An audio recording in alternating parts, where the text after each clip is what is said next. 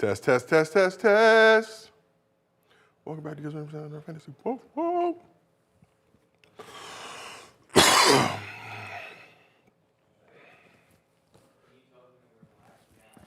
We're live. Negroes, average Joes, and even some rappers.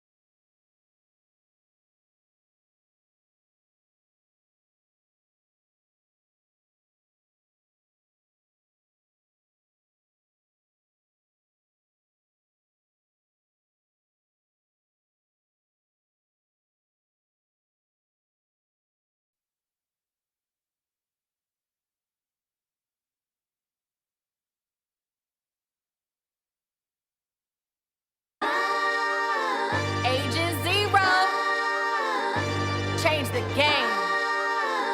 Put that respect on his name. Look, with the honor call for greatness, the chosen of few, that carry the gift of genius, who do what they do, who possess finesse of less. Welcome back to Gils Arena, presented by Underdog Fantasy. Whoa, whoa, whoa!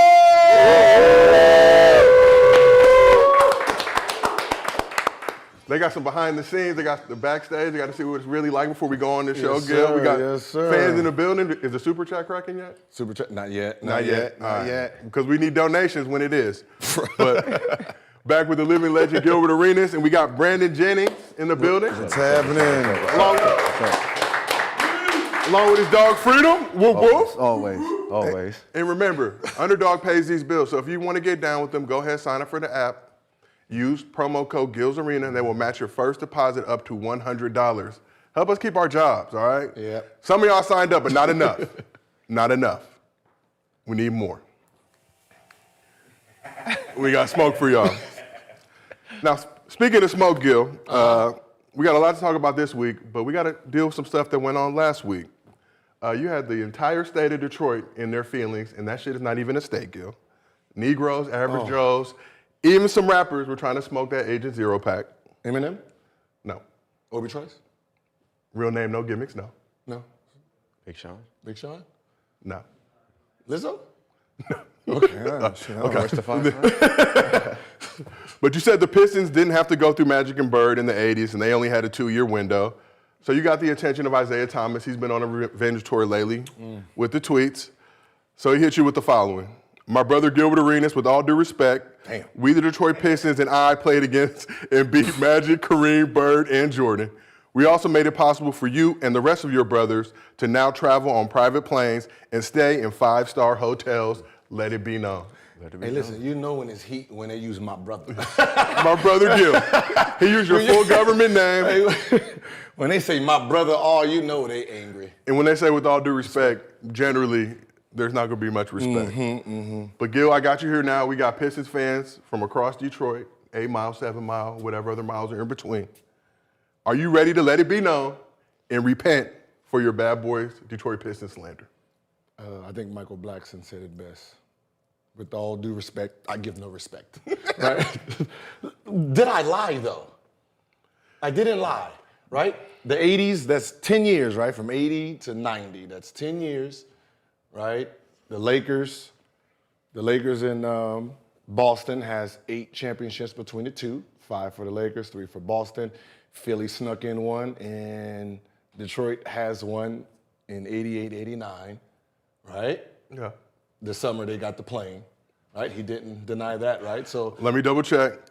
He said, we made it possible for you and the rest of your brothers to now travel on private planes and stay in 5-star hotels. So it sounded like, I appreciate that, but that wasn't the argument. The argument was that gave you an advantage because you had the plane first. That was my argument. So they had the plane in 87. That was up. Okay. They had an 87? They had it. They were. And it's getting their ass smacked with a plane? That's shit.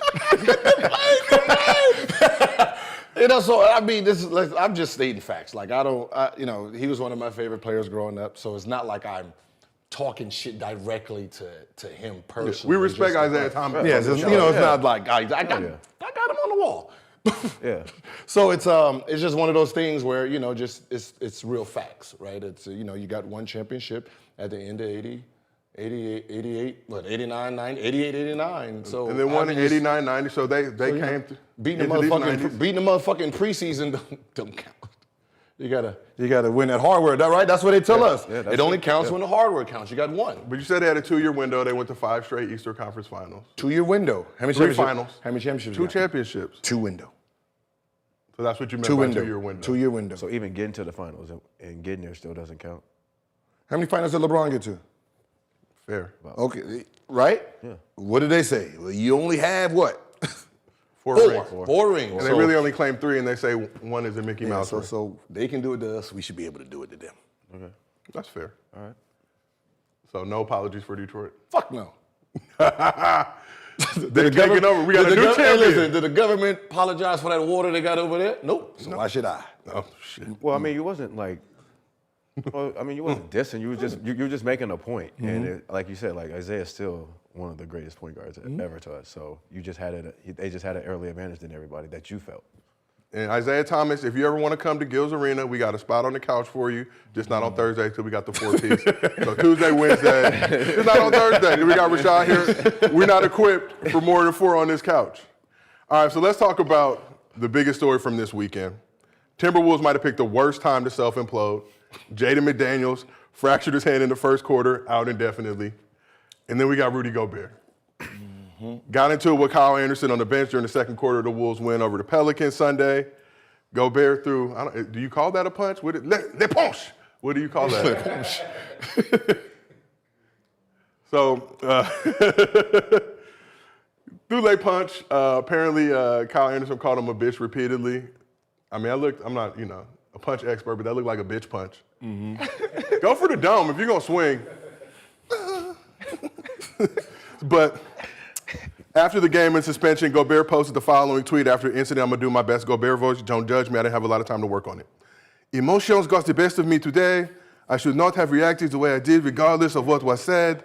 I want to apologize to the fans, the organization, and particularly to Kyle, who's someone that I truly love and respect as a teammate. So here's the thing. Gobert's suspended for the game. And in a lot of instances, that would be an issue, right? Like, oh shit, they don't got Gobert. You're getting canceled, bro. Why? I'm part French. My grandmother's from France, Chief. They can't cancel me. They're my people. But I'm a black Frenchman too. So I understand that softening because France as a nation, kind of bitch made, let's just be honest. Never really throwing hands in wars. Always needing somebody to come to the rescue. But no Gobert isn't necessarily a bad thing for the Wolves. They're 34-36 with him this season. 8-4 without him. But first, let's talk about the incident. We'll start with you, Gil. What was your reaction to the Rudy Gobert, Kyle Anderson bench beef?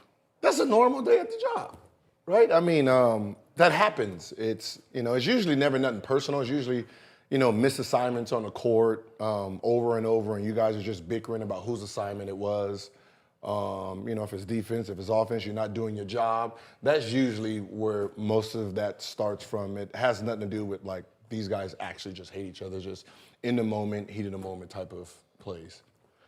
Yeah, same thing. I mean, just heat of the moment. The punch was kind of weak. But for the Lakers, if I'm looking at that, I'm going into this playing game, I'm happy that I'm seeing that. A lot of distractions.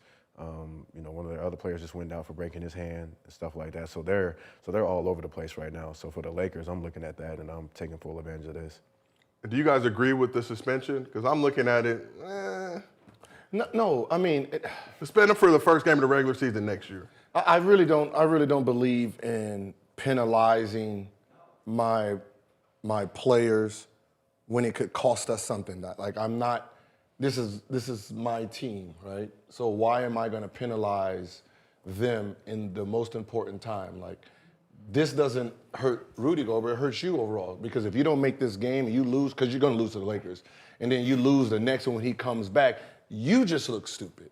right, has nothing to do with Rudy at this point. So, you know, the punch, I mean, it was a punch in the shoulder. I mean, Try to give him a dead arm. you know, so it's like you're penalizing a guy for nothing that really happened, just, you know, a little distraction on a game y'all won. But you can't. But you got to set some type of rules, though. I said it after. I said it after the season. After the season? To find him, you know, playoff check or something, but I'm not suspending you. Yeah, but if you do that and then the next guy does it, then what? So you just go around punching guys? Sometimes you got to make your shit known. That's tough. We do it anyway in practice and shit, right? So I guarantee there's bigger fights in practice than that was right there. And I'm pretty sure you never suspended him. Yeah, but it's on camera, though. So, I mean, it's on camera. So 20,000 people saw that. So it's different, like practice, like if the Draymond thing don't come out on camera, then we won't say nothing about it. But to see that, it's like you gotta have some type of rule. Yeah, see, I don't give a fuck about no optics. Right? I mean, you know, if from reading in the paper, they got in a fight to seeing it. But then you're gonna have guys like just punching, then guys just gonna be punching guys. You know what I'm saying? This is all like over the saying, place. yo, hey, man, I messed with a fat chick last night, right? The concept of what I said, you're like, all right, cool. And then there's a video or picture of the fat chick. Then you react, right?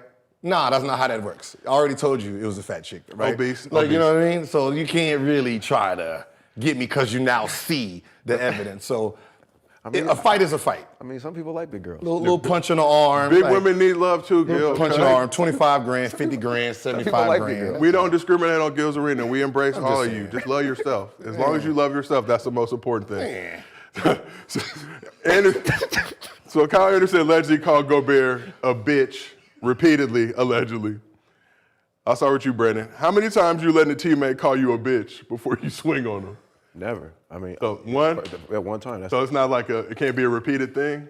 bitch ass nigga. Like that's like it's like terms. It's like how What's you, worse though? Be called a bitch or a bitch ass nigga in contact? Man, stop acting like a bitch ass nigga. That's worse. that's Like that's like That's yo, more what? hurtful? Yeah.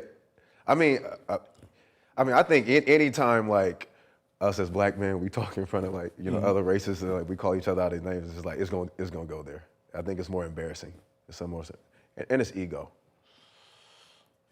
I think for us, I mean I don't know. Everybody's different. Like, but for us, I know we gonna get hot. Gil, how many times you letting a teammate call you a bitch before you get the strap? I don't think I've ever got called one.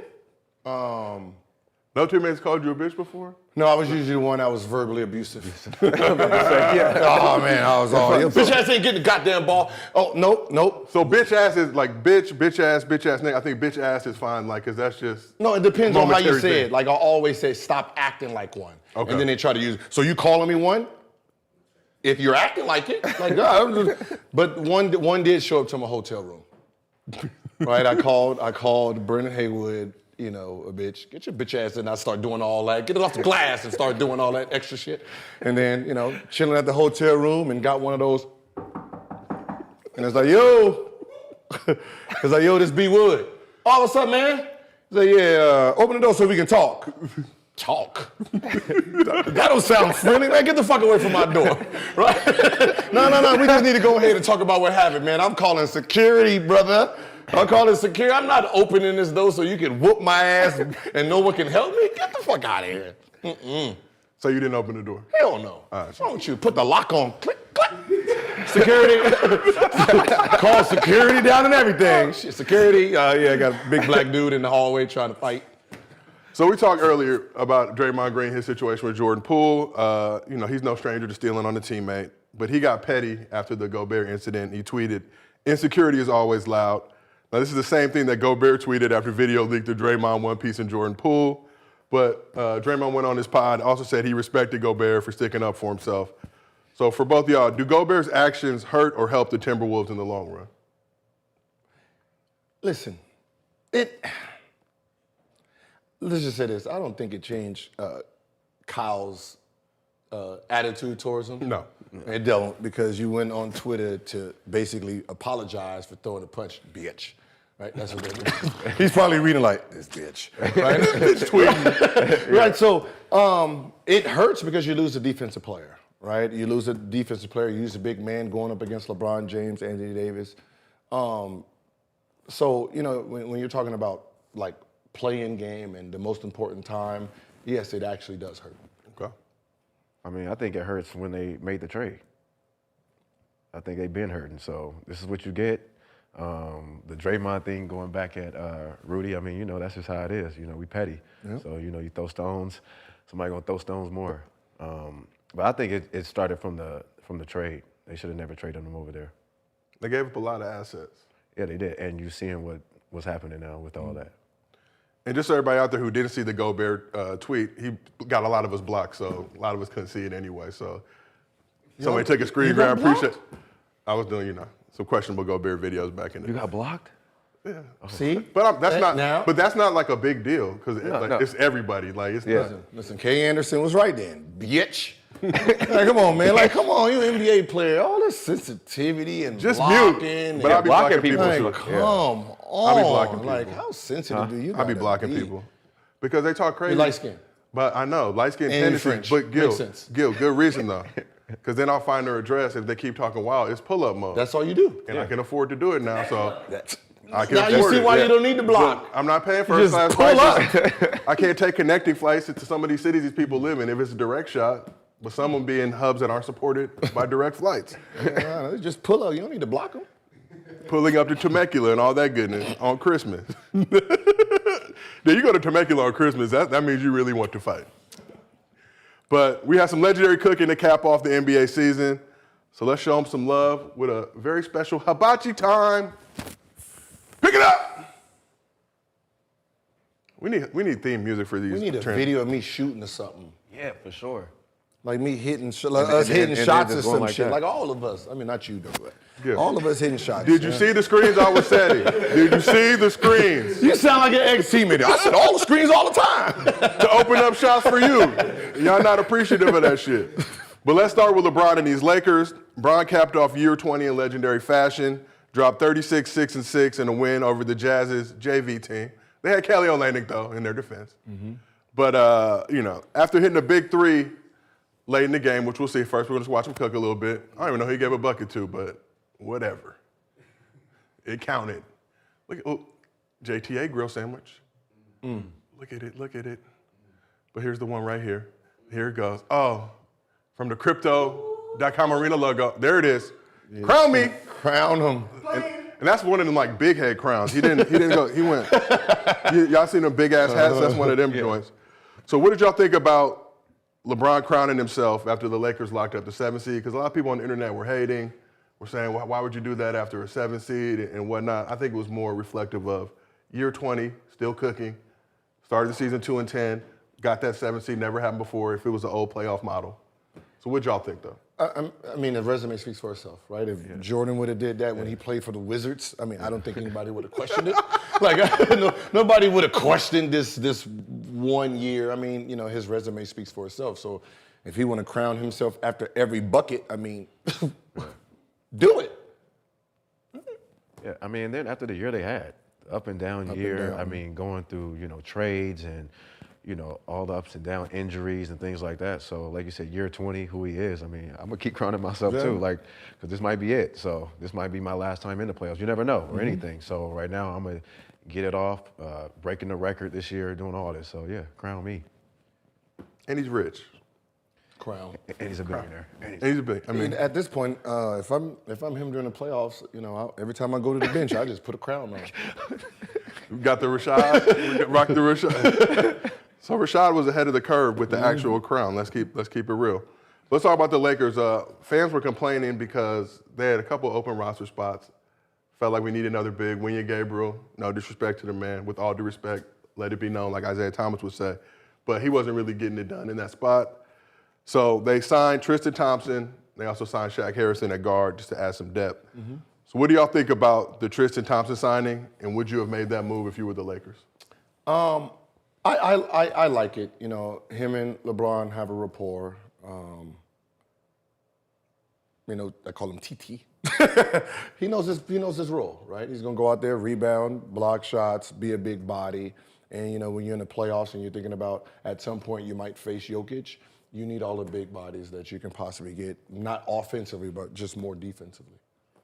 I mean, it's a good pickup. I mean, like you said, LeBron and them does have a history, but I mean, there were other guys out there. I mean, you know, you had Dwight Howard, Boogie, So, you know, there are other guys that has put on Laker uniforms that, you know, do know that system and everything too with it. So, but we'll see, you know, we'll see. I mean, the playoffs is about, you know, getting buckets too. So, you know, you're going to have to, you know, do it all. No, he ain't gonna do that. Well, yeah, do something. do something to get out the, you know, first round. Yeah. You know. Now, Brandon, I agree with you. First round. Do you know who we playing? Yeah, Memphis. Yeah. Okay. Yeah, we got that. We're gonna talk about that a little later in the week. Okay. We're gonna talk about that a little later in the week. But I agree with you, Brandon. When you look at somebody like Dwight and what he did to Joker in the bubble, yeah, does he make boneheaded plays? Yes, but he's a big Debo type, and we've already seen him in action. A couple years removed, out in Taiwan right now. Boogie, Lakers brought him in for a workout. I don't know what they saw in that workout, but they decided that Tristan Thompson was the move. I think, you know, with Tristan, he's never been injured, no major injury. They probably worked him out, probably still looks like he's in shape. Him or Dwight would have been my first two choices. Yeah. But when you talk about Dwight, it's, you know, it's more of the experience. Did they have a great experience when they were together? You know, so we don't know all that stuff that happens on. They wanted chips. Yeah, the chemistry. It's just the chemistry, Yeah, just the the people chemistry. getting along. So. He was smacking asses with towels in the shower or something. What you think? No, you know, him and AD got into it on the bench. You know what I mean? So it's like, you know, we don't really know what's all there. But he brought that fire out of Anthony Davis. Brought that championship. I Was believe that the that too, championship though. year? Yeah, That wasn't the championship year. Yeah, When it they was got the that next year. argument? That was the next year. Oh, the next year, yeah. Well, close enough. All right. So Lakers face the Timberwolves tonight in the 7-8 playing game. Who winning? Yo, are you sure? Are you sure? Man, why The Lakers are notorious for playing down to their competition. Jazz took them to OT a few games ago. Barely beat them this next time around. Bro, You they got just- Cat, Anthony Edwards, Kyle Anderson, trying to rep for light-skinned is far and near. Bring honor back to our... They just lost two defensive players. One guy who actually played great defense against LeBron. Yeah, he was... Broke his hand at halftime, punching a wall. And then you lose your rim protector. A wall. Why not just put a big-ass club on his hand like they do football He players? hit a wall. And the team hit a wall, too. Punched the wall like that. Just to let you know, like, I don't want to call a man stupid, but I know there's a lot of things that you can punch that will fill it. The wall ain't one of them. I think in his defense, he thought it wasn't an actual wall. But either way. Listen, I'm not kicking or punching nothing, okay? Either way. They can't, you know, fill it. Just, Well, let's keep this thing moving and I shaking. know he feels dumb as fuck, right? Sitting there, hand broke. Did y'all ever have a teammate that did Because you something know it like was that? over something stupid too, like a misplay, someone I think scored he on him. he had some 2 shit. fouls in the first He had quarter. 2 was fouls out. in the first half, want to punch himself, now you out for the fucking team. Yeah, Do it for 3. You can't do it for 2 fouls. God damn. Have y'all ever seen a teammate of yours do something like that? That's stupid? No. No. I had a lot of stupid teammates, all right? I had a lot of stupid teammates. All right? They did some shit. They did do some dumb shit, okay? Right? On that level? Usually would say, hey, man, can I get the ball? Yeah, this is just dumbass. That's just some dumbass shit you're just asking for. Can you get the ball? No. Rebound. All right, so let's take it out to South Beach, take our talents out that way. Udonis Haslam went out with a bang in his last regular season game, capping off his 20th season with the Heat. UD dropped 24, hit 3 3-pointers in a win over the Magic. It was just his 7th game of the season, though, so he's been big chilling, getting a check. Been doing it for a minute now. His role has diminished in recent years, but the team has kept him around because of his value as a veteran presence. He's 42, turns 43 in June, so they won't go to the finals, but if that man was 43 doing this stuff, that'd be wild. But is Udonis Haslam one of the last of the old school style enforcers? The last? One of the last. I'm not gonna say. There's a few lingering, but when we think about our heyday, you had dudes out there who was ready to throw hands. I mean, you still have like Draymond Green type, but you know, the thing that I loved about UD was he protected his stars.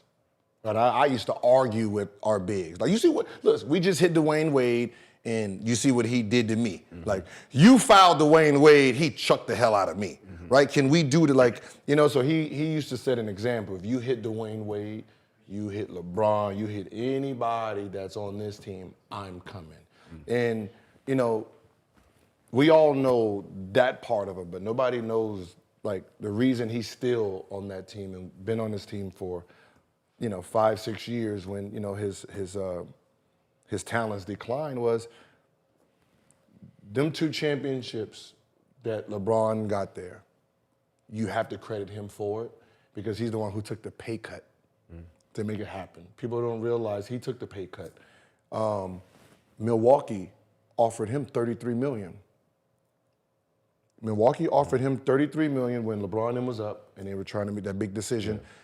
UD was offered $33 million to go to Milwaukee. He turned it down and said, sign them, whatever's left over, I'll sign. Right, so this is Miami, and you got to credit, Mickey for this too. This is him crediting him back that sacrifice he did, which is, which is unbelievable because there's not a lot of owners out there that will hold up their end of the bargain. And look how it played out for him. Like at the end, like for him, like overall. Yeah. And when you say like the last of his kind, I would have to go with probably Andre Iguodala.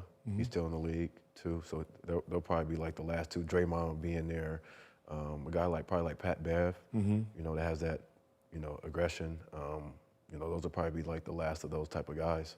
And after that, it's just young. Like the league is young after that, so it's going to be interesting to see who are those next guys like your Udonis Haslam that come in and help these young guys really, just mentor them and just be that big brother that they need. And do you look at Pat Bev as a more of an enforcer type, or more just like a nice vet to bring guys under their wing and kind of show them the game? I mean, I think enforcer. I think his aggression brings enforcer. Depends on how he is in the locker room, but I think he has that though. Like he has that type of aggression.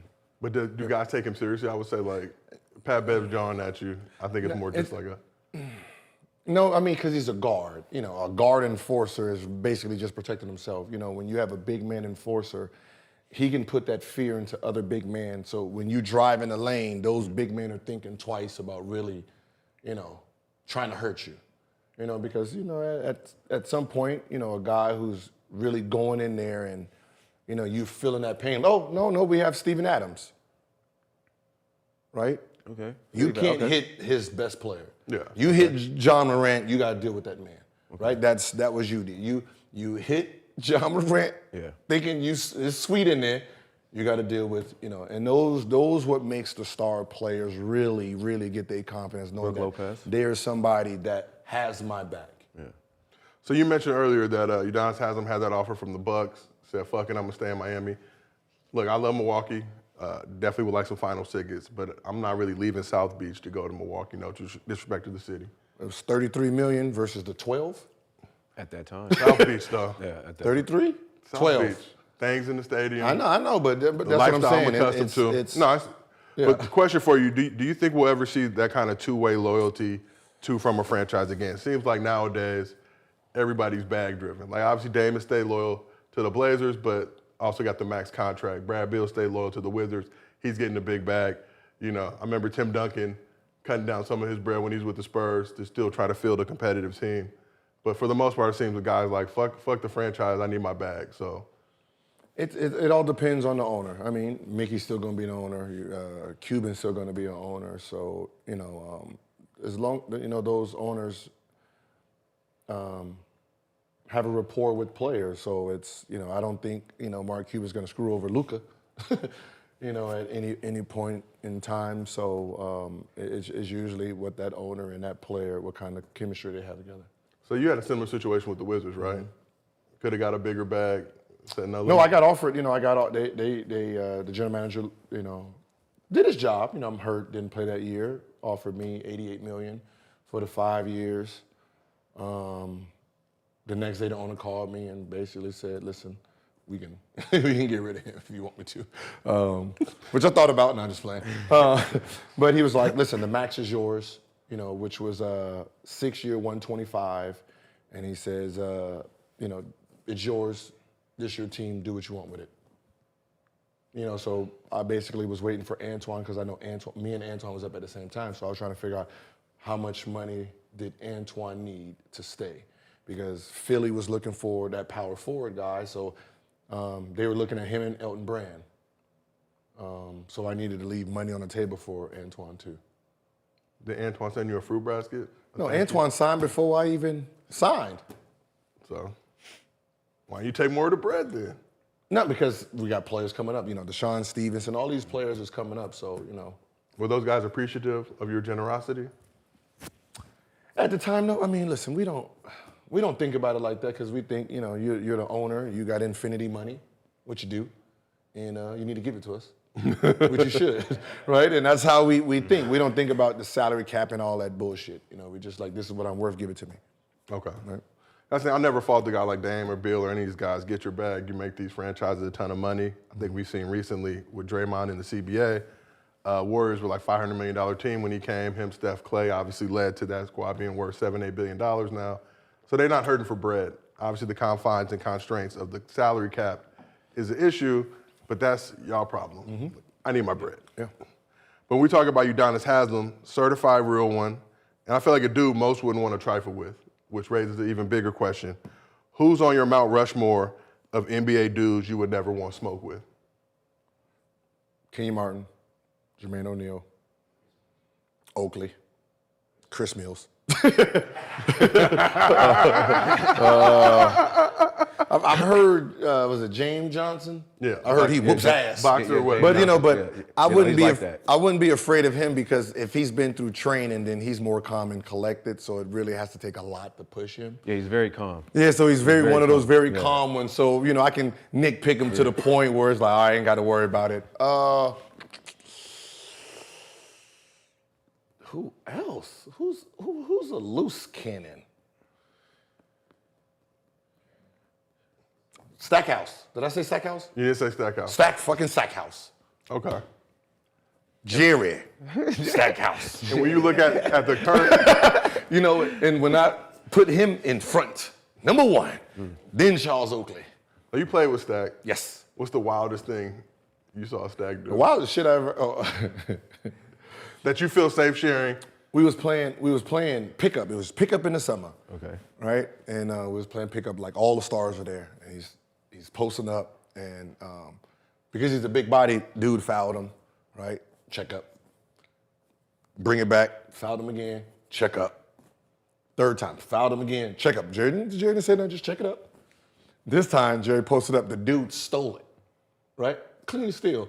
Jerry calls foul.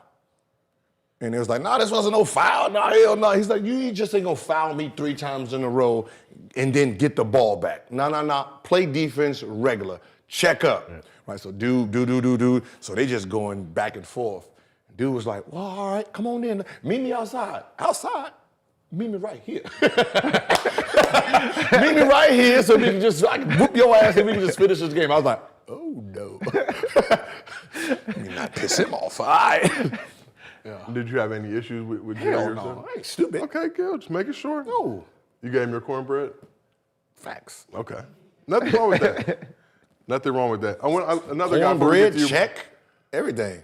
We look at like UD and that enforced time. What about a guy like Zebo? I feel like.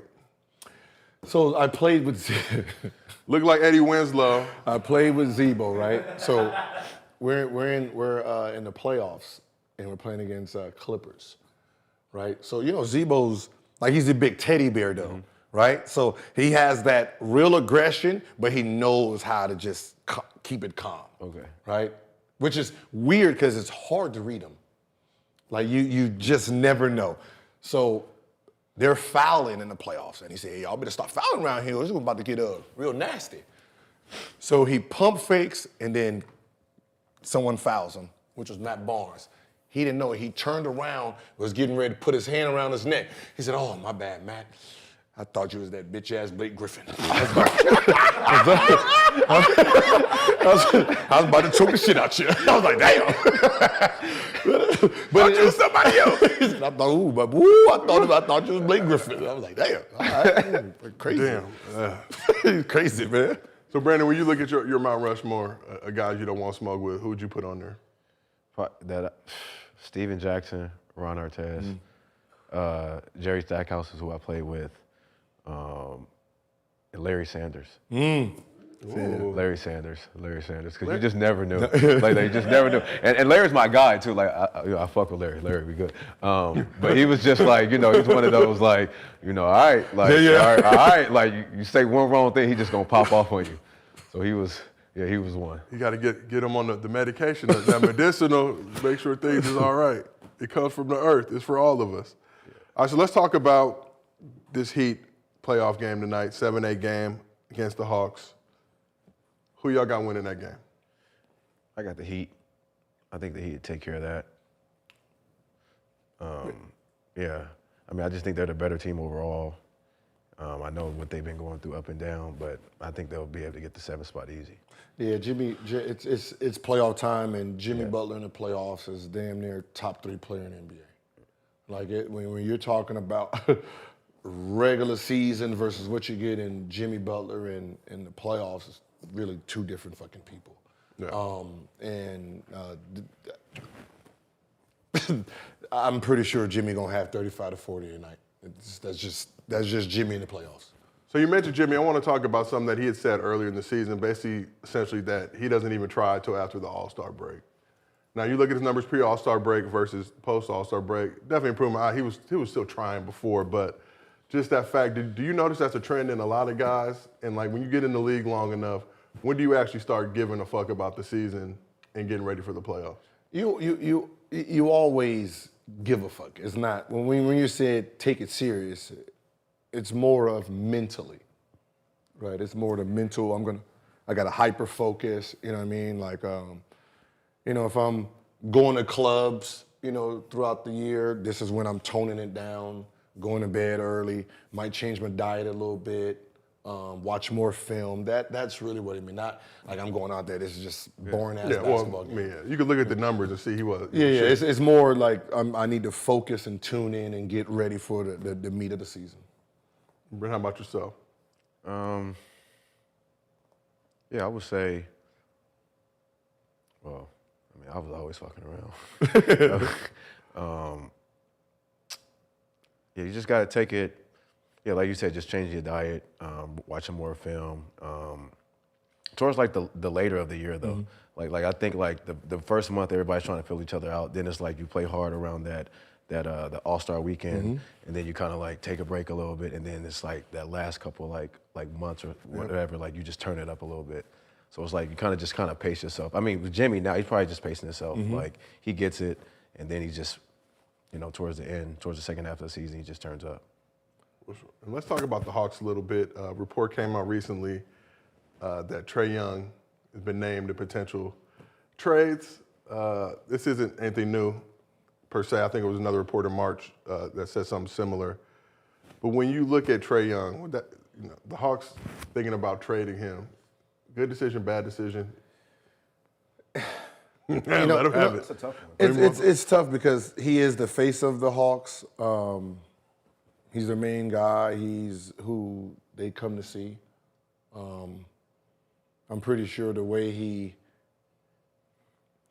it looks like the way he carries himself. You're talking about an ultra confident player, right? So that means he's gonna talk shit all day, right? And if you don't have the if you don't have the security of a player like him, he will turn people the wrong way.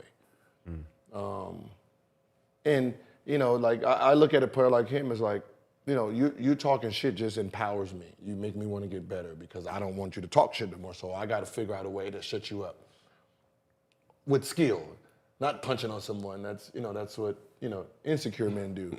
Insecurity is always loud. Yeah. So what ends up what ends up happening is if nobody wants to step up to the challenge, it's like we'll rather have him gone than it seems easier to trade one player than trade the whole team. Yeah, and I mean, and it's like, well, what else are you guys bringing in here, too? Like, how many years am I going to waste, Trey Young? Like you said, he is he's loud. His game is loud, so it's like, can Atlanta put the pieces around him too, like and get him the right pieces and coaching and everything? Then him and his coach got into it or something. Yeah, him and Nate McMillan got into it. Nate got booted. Like maybe it's time to boot everybody else, instead of him. But it's a tough decision. It's a tough decision as a franchise. Yeah, it's real. It is tough, but it's not. It's like he's on his 4th year.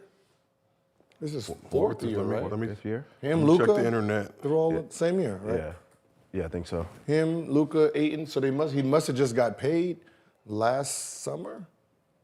Yeah, he just got a bag. Yeah, he just got a bag last summer. He got like 150, right? at the end of the day, as the Hawks, you look stupid. I mean, you just look This stupid. was fifth year. Yeah, so this is fifth year. So, Fifth year, yeah. So he just got paid. So, you know. Around the 7th year.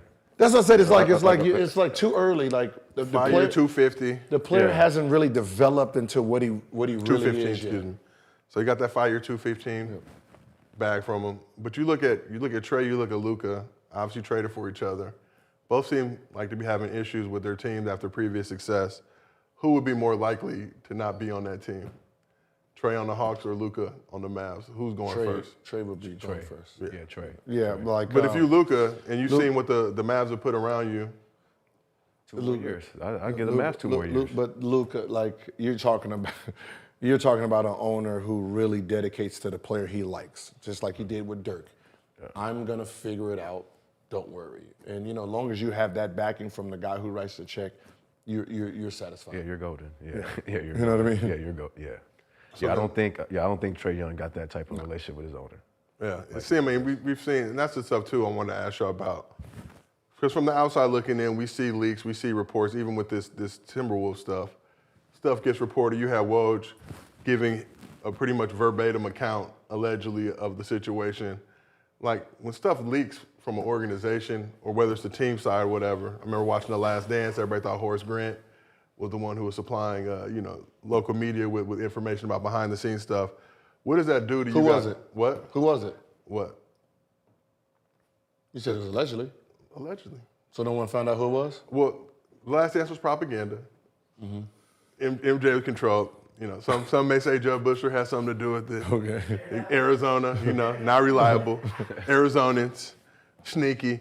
But just to say, like, as a player like Trey, we heard about that whole Nate situation, and somebody's going to the media and saying this stuff. So what does that do to a locker room when you get involved and hear your name thrown around, or you reading the paper and it said Gil did this, that, or whatever, and that shit's not true? So what it actually does in real life when it says was it sources say? Yeah. Right? Sources say, this person is, bad for the team. Everybody's a suspect. Yeah. Everybody's a suspect at that point, right? Like everyone's gonna get this guillotine. Right? No one getting the ball. I don't give a fuck who it is. We can shake hands. I don't know. Whoever said it, just be a man and say it. Like I used to go to reporters. Listen, fuck all that sources say. Right? Who said it? Which one of these little motherfuckers said it? Right? They're gonna tell me because I'm gonna put the pressure on them. So it's like that's one thing I do despise about media, that you get the hide behind sources say because no one has to tell you shit, right? We don't know if sources is telling Woj anything. It can just be what he wants to say, and he uses sources say to not be accountable for the things he's writing. So I'm like, sources say, they doing a lot of this and that in the locker room, and it's just me saying that shit. No one can. You shouldn't be able to hide behind sources say. It should be an actual source. Source, yeah. It should be a person's name, so that person can say, "Wait, hold on, I didn't say that shit." Right. But sources say you just made that shit up, and you just used the sources say. I mean, it seems like when I grew up, I think we all grew up. Used to read the paper, and we would take a lot of that shit as facts. Oh, it's in the paper. How could it not be true? As you're getting older, you realize allegiances. You got certain journalists that are signed to certain agencies that also represent players. So the way things are framed, even, Woj had an interesting tweet the other day about the Gobert situation and just how it was explained that some called a generational PR move. So how hard is it for you guys as players to navigate that landscape? I know, Brandon, you had your own issue with the media when you were playing, doing stuff, where they're now taking this shit and essentially fucking with your bag and fucking with your ability to feed your family. Listen, I don't really believe in the media can mess up your bag, right? Your production is all someone really gives a fuck about. Like you're talking about an owner. Like this is not the fans themselves. This is an owner. Like so when he looks at the numbers and says, "Hey, you're average, 35 and 14," and you say, "I want the max," he's like, "Well, this article said," Stephen A. Smith said. I don't give a fuck what that man said. So it's really about your production on the court. Now, does sometimes what people say about you affect your ability to play? Yes, right? that's why you just stop fucking reading shit. Right? Have tough skin. Like, everything can't be said good about you. There's gonna have to be some negative. So you have to realize the understanding of what print is. If you can't handle print, then get off social media. Get off of it, because there's some ruthless motherfuckers out there, and I know I'm one of them. Yeah, and it just depends on how you play into it too. Like what to answer back to. Sometimes they're testing you. Sometimes they're just throwing out things just to see how you're going to respond. So. Like you said, I don't think the media can mess up your bag. It is your production. It is about how you carry yourself on the court and what they're paying you for it to do. They're paying you to play basketball, so that's what you need to be worried about more than anything. The media is just there for extra. It's just to throw things at you. So last question on this one, I think, but here's the problem now. A lot of the same media, as we've seen, they get to pick postseason awards, all NBA teams, defensive player of the year teams, which are now directly tied into, contracts. So how much is that, it seems like you look at a guy like Ja very well may have cost himself an all-NBA team nod that he deserves because of situations that were all alleged to this point. Yeah, when you put it like that, yes, now you're talking about a different element that's been put into it, where you're talking about extra money being put on certain things. Well, I don't know why the Player Association agreed to that, because it's now in the owner's best interest. Yeah. Because let's say I'm Houston Rockets, right? But I have a player who's balling his ass off, right? And if he makes an all-NBA team and it's going to cost me an extra $50 to $100 million, I'd rather just spend $1 million on everyone who's voting to not vote against that. Don't vote him in. Here's 200,000. Here's 200,000. Don't vote him in. I don't want to spend. I will spend the money not to have this player voted in. That's what you set yourself up for.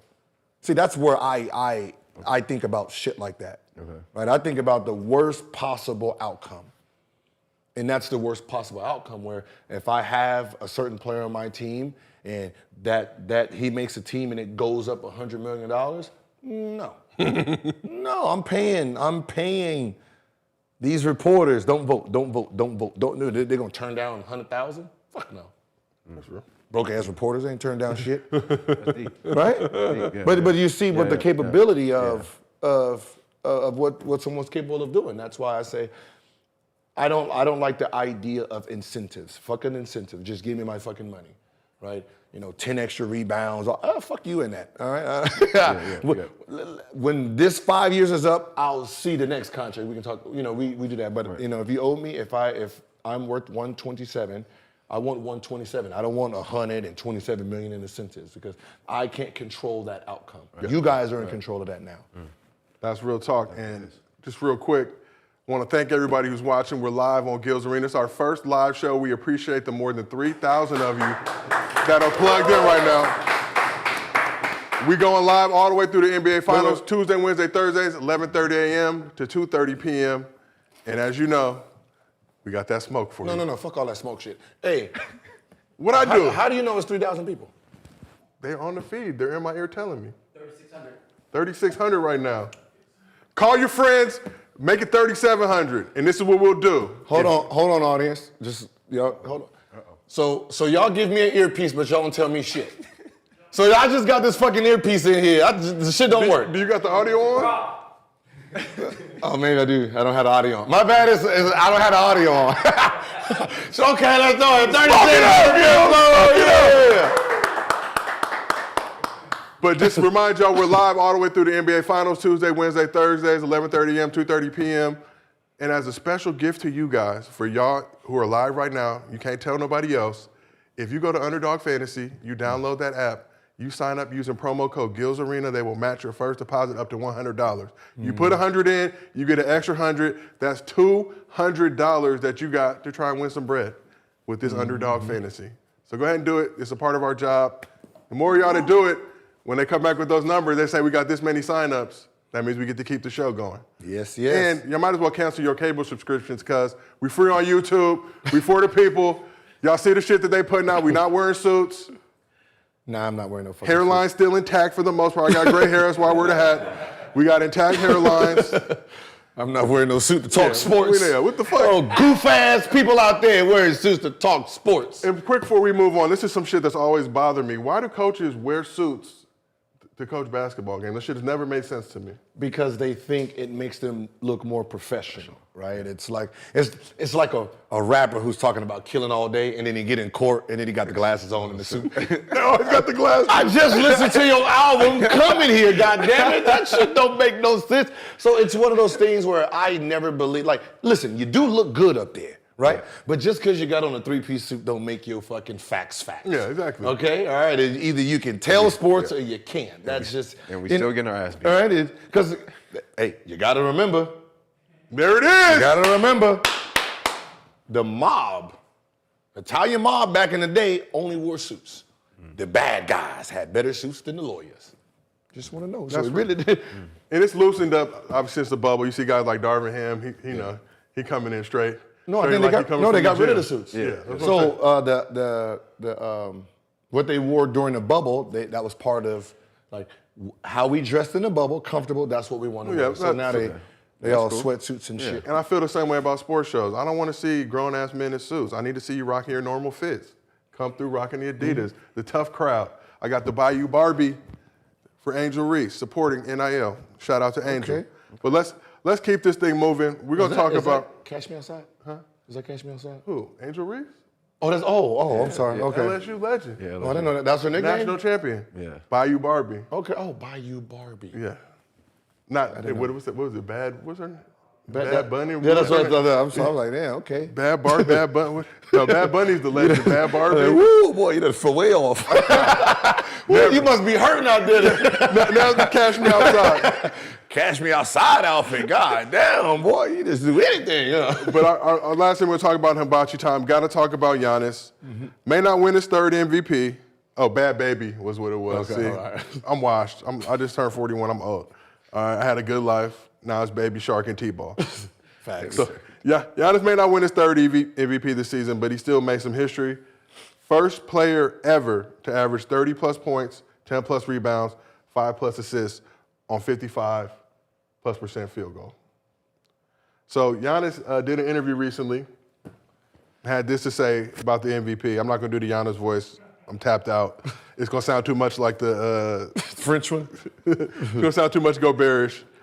But Giannis said, I believe the last 5 years I've been the MVP. Do I want a third MVP? Hell fucking yeah, I want a third one. I'm extremely competitive. I try to make my team successful. That's what I get paid for. That's what I'm here for. I'm never going to be one who discredits anybody else's work. That's not who I am as a person. And I will never beg for an MVP award that I believe I deserve. I'm very proud that I'm able to play at an MVP level because that means I'm making my team very successful. That's the goal. So a question I have for you guys. Giannis has seemed like kind of the odd man out in this whole MVP race talk. Despite the Bucks being the #1 team in the league, it's been all Joker, it's been all Embiid. Sixers third, respect. Nuggets first in the West, kind of faltered off towards the end. I think Joker got annoyed with this whole MVP talk. But let's talk Giannis. What more does Giannis need to do to win another MVP?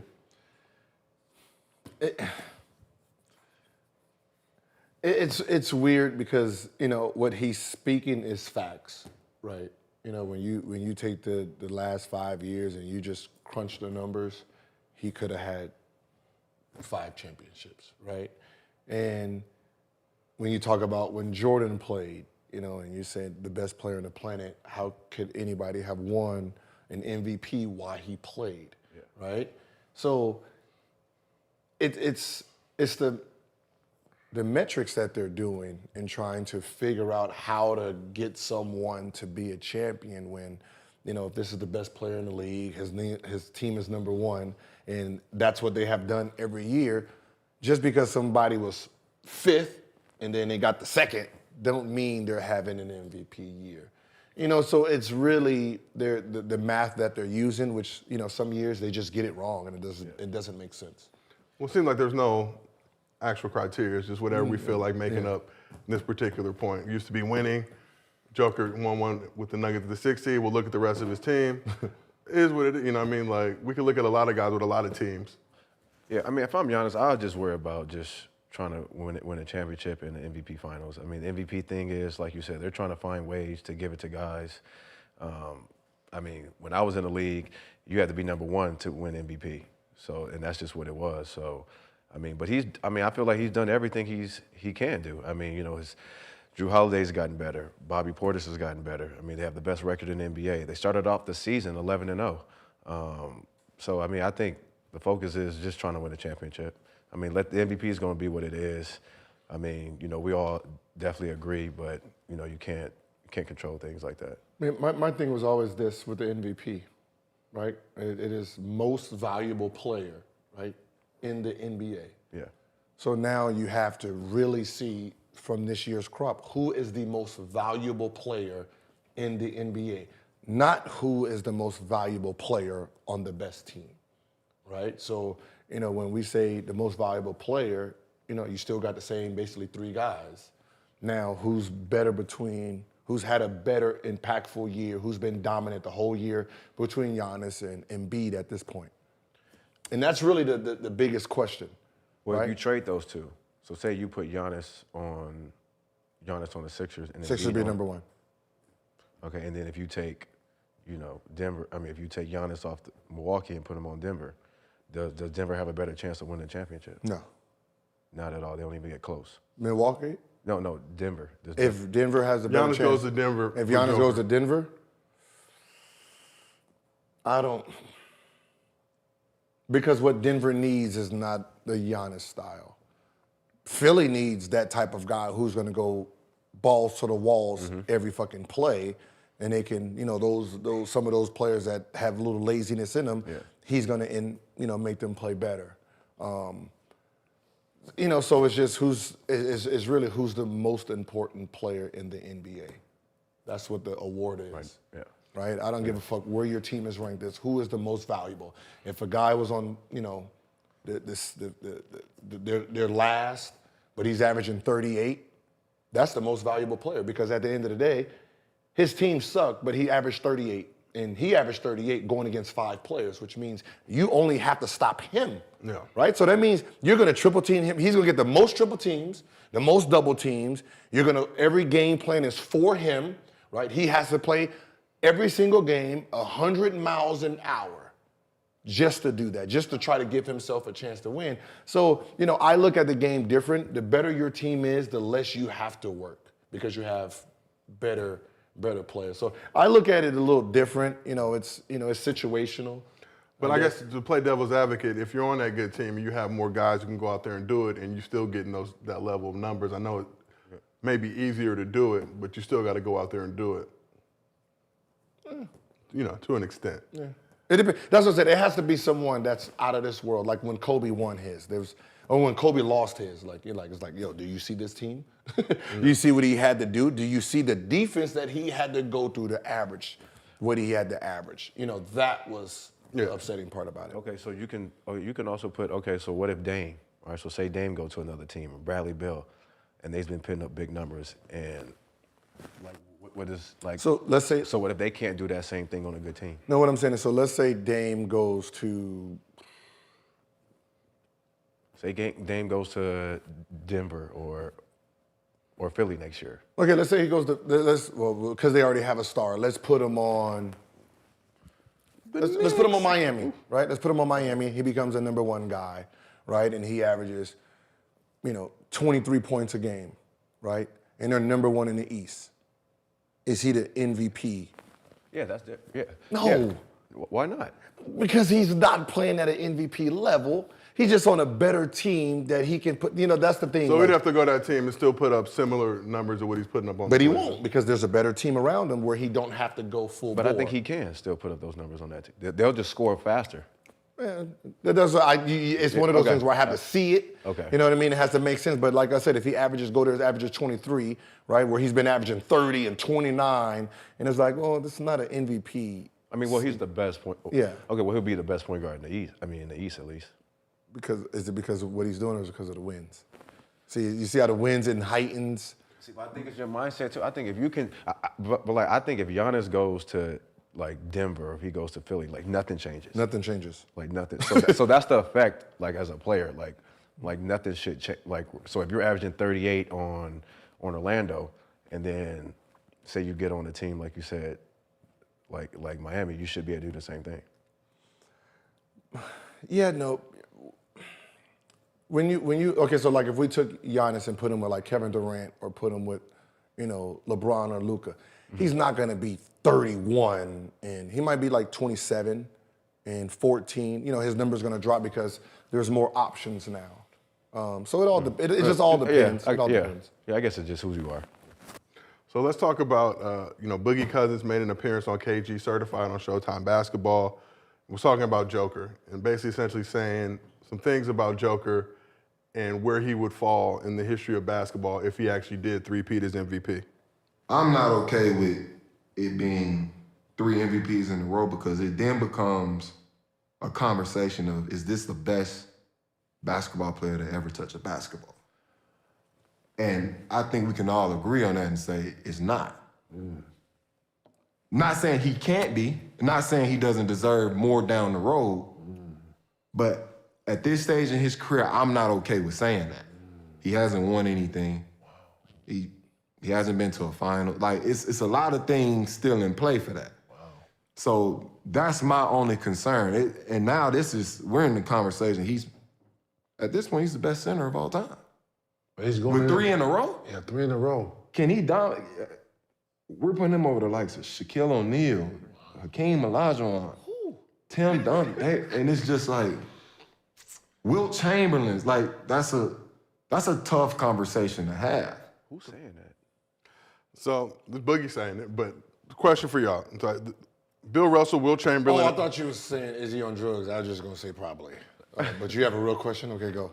So Bill Russell, Wilt Chamberlain, Larry Bird are the only players in the NBA history to win 3 straight MVPs, but none of them are regularly mentioned in the GOAT debate for whatever reason. Listen, like, it's a dumb argument because MVP is regular season awards, right? So everyone who's won this award, it has nothing to do with the end result. Steve Nash won 2 back-to-back, and no one has put him in the top 5 point guards ever, right? It's one of those things that, it's just situational during the season. If his team was great during regular season, that's how he got that award. Usually, the best player in the league usually has the best team that goes on to win it. That's usually, how it worked. But, there's gonna be times if Joker did win it, no one in the fucking NBA in the last 3 years has said Joker has been the best player, right? He just put himself in position to win those awards. Great team, great numbers, consistency. That's, what's been going on. So, Kobe has what? How many MVPs? One? One MVP. one, and he's going to be in this generation's always top five. So that shit he's saying has no merit. Yeah. So I'll start with you, Brandon. I want to ask you, how important are regular season MVPs in the GOAT debate? I mean, I guess it's good for your resume, but the end result is to get Finals MVP and the championship. So, I mean, it's good to have. You know, if you want to, have your pictures with your MVPs and nothing else, then that's fine. But that still doesn't put you at that level of those other guys. That have rings. Yeah. Like you got to have a ring. So, I mean, obviously, and this is a problem you deal with a lot of people. It's like, would you rather have 5 MVPs or 1 Finals MVP? 5 MVPs, no chip, or 1 Finals MVP? Even a Finals MVP, right? You can't. It doesn't really go to the best player every single time. So it's just who had that best series. Yeah. But that can be given. And it's just more bragging rights, like you know what I'm saying. Like I went to the finals and I was the guy. Yeah, so it's like that. Like you're gonna feel like, well, I was at the top of my, if you're not the best player. It's only like 11 voters, a part of the same media who votes on MVP.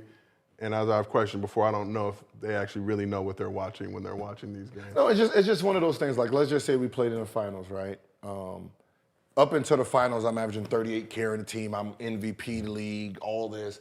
And then I'm shut down. They're focusing on me, and I got to delegate, right? I got to delegate, and, the number 2 or number 3 option is balling his ass off. Yeah. And he wins finals MVP, right? Oh, I'm hot as shit, right? Of course. But does that really say he's that? Like, how You know what I mean? How can he really bank his career on that award when, you know, it's delegated because of me, you know, sacrificing at the right time just to win the championship? Well, that's actually the point. It's kind of similar, obviously, 2015 Warriors. Iggy gets the Finals MVP for what he did to LeBron. LeBron was still putting up 30-something, whatever it was. But Steph probably had more value to that Warrior squad because of what he was doing offensively. He didn't get one vote, if I'm not mistaken. Who picks that award anyway? The coach, right? No, it's the media. A group of hand-picked media. And that's been the shit that always bothers me because, again, like, I like to watch games at the crib, right? It just gives you more perspective. I get to see the game angle. You know, I am controlled and limited by whatever the director of that game is putting out there. But watching games actually in the arena, like, you get too distracted. There's too much other shit going on. You can't really see. I don't get that tight camera on the bench. Like, you know, if I'm at that Timberwolves game, when Gobert bangs Kyle Anderson, it's a good chance I don't see it depending on where I'm at. I'm behind the hoop in the media section where they put it at, but I get 4 different camera angles of it. Now I can really digest what's going on. I think same for watching the game. But yeah, 11 hand-picked media members. You know, so when you look at that, and these are a lot of same people who get to vote on MVP, for me it's like I respect these awards, obviously just because you have to, but also like, who the fuck is voting on this shit? It's just I guess, you know, most of the awards are just impact and, you know, just like anything, you know, they've gotten some awards wrong, right? We know that. But for the most part, you know, you can't get them all right. You know, there's gonna always be, you know, something that just you're like, what, really? But you know, for the most part, they do get them right. It's the criteria, you know, the impact of that series. But when it comes to awards, right, and, you know, I know, you know, they love throwing, you know, especially when you come to Michael Jordan, right? When you go up there and you look at all of his awards, when, you know, like, everyone usually says, all right, Jordan's awards versus LeBron's awards, right? And we then, you know, they'd be like, all right, this is how many times he won scoring titles and all of this, right? He's gonna always have that over everyone because when you talk about being the great, no one ever throws in scoring titles, defensive titles, all of this. You always throw rings in. So mentally, if I'm chasing, you know, the GOAT, I'm chasing his rings. I'm not chasing his scoring titles and defensive titles because I can tell you this right now. When LeBron was going for scoring titles that one year, if someone would have told him, oh, to catch Jordan, you need 9 of these scoring titles, who the fuck was gonna stop him from doing it, right? Yeah. Who was gonna stop him? The only person that stopped LeBron was LeBron because LeBron came into the NBA trying to win championships. Yeah. He did not come into league trying to get scoring titles and all this because when KD won his, who was gonna stop KD from winning the scoring title for the next 3-4 years? No one. You put the importance of winning championships so high that it kind of blindsided all the players to say, okay, you know, scoring titles I won it once. I don't need 8 more. You know, I need to win these championships and try to get these championships so I can be in that Jordan, you know, that Jordan race. You know, that's what stands out. The scoring titles, y'all. That's just always added. That's like the blind side. Well, hold on. You know, you got the rings, but you don't have 9 scoring channels. Defensive player of the year. Finals MVPs. That's like, oh, you're like, oh, fuck. God, you should have told me that when my career started, God damn it. Look, I'm LeBron. I'm 20 years in. If I knew for the first 10 years I could just have pointless stats, motherfucker, I would have got those. If you tell me right now, I'm LeBron James, and we can rewind LeBron back to his first year and say, you're going to have 20 years, and by the age of 38, 39, you will still be averaging about 28 points. Those first 10 years, my team is going to be sorry as fuck. It's going to be the 2017 Cavs, right? Just without Kyrie or just without like Kevin. It's going to be that team going for the next 10 years. Empty fucking stats. I'm trying to average 35 every fucking year. I might just lose the 1 year to Kobe Bryant because this team was worse. But I would have just went for the empty numbers, knowing that I still got 10 years now to try to pull out 6 rings somehow.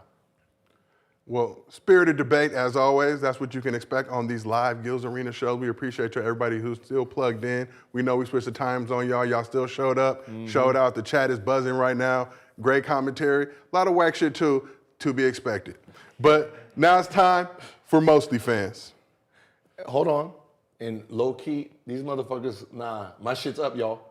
They still not. My shit's They're up. not talking to me either. Yeah, oh, okay, I'm just checking. I feel like the Secret Service. You know some though. secret shit that I don't know. I don't like that. Wait, what y'all say? It sounds like y'all setting me up for the ends of some shit. That's what y'all really setting me up for. What y'all want me to do to him? See? He can't hear you. He can't hear you. No, okay. I can't. No, I'm gonna get his ass. I got you. So, question of the day. Obviously, NBA playoffs about to be underway. I'll start with you, Brandon. What's one thing you would change about the NBA playoffs? If it was one thing I would change about the NBA playoffs, I would go back to the first round being 5 games.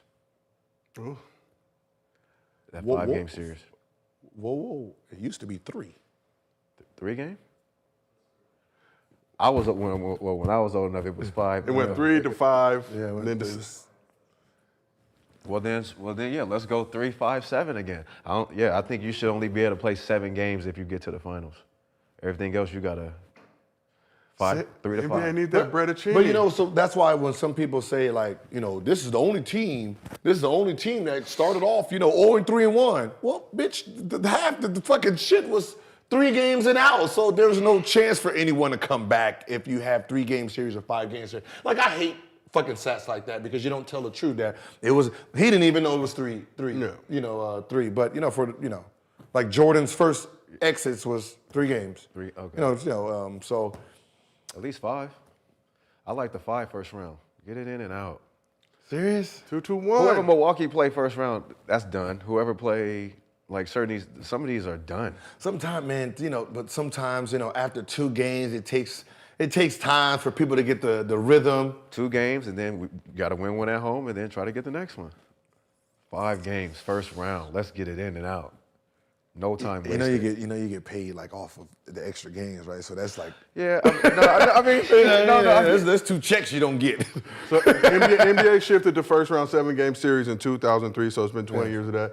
Likely revenue driven. Just 2003 has been 7 games. So get that bread. They wanted that money. But I did enjoy back in the day, especially those 90s, those 5-game series, because those game 5s would be They're always saying like rocking. load management and all this other stuff, so I'm just trying to figure out ways to where, Like, listen, all these rules. Because playing in the playoffs, man, like sometimes it takes a punch or 2. It takes a punch or 2 to really figure someone out before you can really adjust. So when you're talking about 3 games, 5 games, like you're talking about really being on your shit early. Yeah. I mean, we already then played each other, 3 or 4 times this year? Nah, that shit don't matter. That regular season shit don't. So let's get right to it. That regular season. 5 games first. Let's get it to it. 5 games. Like, think about it. Like, you're talking about Jimmy Butler's regular season versus playoffs. Yeah. Right, I played you 3 games in the regular season, and I see you in playoffs, and you a whole nother man. That's right. I said, Different give me smoke. 2 games to figure that shit out for you.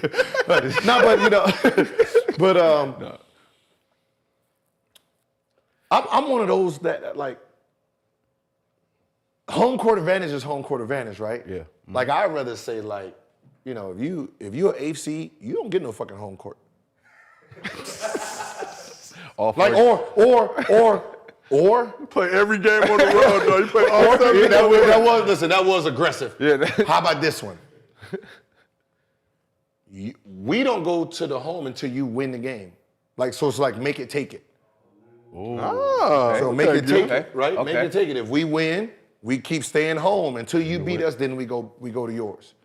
I think that's an But would advantage. you do it on the other side now? So say you have home court advantage, you the Bucks, you trick off game 1, you got to go to their joint. You go to their joint. And play till you beat them? Yeah, until you beat them and to come back home. Make it, take it. Right? Yeah. Now that puts some real, now that makes a motherfucking fan be a fan. That makes fans real, like home, that means home court advantage is very important. Now you gotta value that team. A team comes in there and whoops your ass and you might not come back here no more. It's over. That's real. Right, that's tough. That's you tough. So I got one. Normally I just host and let y'all do it, but so we got NBA playing, right? Those games are Tuesday, Wednesday, Friday. Got the NBA playoffs. We need the NBA way-offs. Bottom 4 teams play for draft position. So they would start, you had opening round games on Monday. It's a boring day. Like, you know, I mean, there's not shit going on. But opening round games are on Monday. Then the winners advance to the championship game, which would be on Thursday. Winners get the number 1 pick in the draft, and their players get some type of bonus. Normally, I don't like to reward losing, but we're making them play extra games. Here's the extra bag. Wait, so you take the 4? 4 worst teams in the league. Uh-huh. They got to know. You see them, obviously, from worst to whatever. So you have like a 3-game round robin, like 3 games? No, so they just, it's a final 4. 1 versus 4, 2 versus 3. And then whoever wins, that gets the number 1 pick in the draft. The other 3 teams go back to the lottery. That's not bad. I can do that. That's not bad. That's okay. I like Janky that. basketball, I like but that. janky basketball is better than no basketball. Because what ends up happening is And I came up with that all by myself. Nobody helped me on this production staff. Nobody told me anything. No, I'm just kidding. I can't take no credit for that, but. No, but that's a good one because what ends up happening is you go from tanking to now trying to figure out how to be a winner just like that. Oh, that's clever. I like that. Who came up with that? Can't say. Okay, they need. Sworn to secrecy. Okay. Gils Arena production staff. All right, okay. So I came up with it. I came up with that. You pay our bills, so shit. I came up with that, y'all. I wrote that in. I'm just playing. In the history books, it's going to be that Gil said it, but that is our show for today. We appreciate y'all pulling up in the live all chat. 3 of them. Yeah. All 3 rules. I hope Adam Silver was listening. I know he'd be listening to these shows, never commenting in the chat. Adam Silver, comment in the chat. Don't be afraid, all right? Pull up. Pull up. Make an alias, make a burner. But we appreciate y'all pulling up today for this Tuesday edition of Gils Arena presented by Underdog Fantasy. Whoop, whoop. We'll be back live tomorrow, 11:30 a.m. Pacific, 2:30 p.m. Eastern. Don't meet us there, beat us there. See y'all tomorrow. Yes, sir.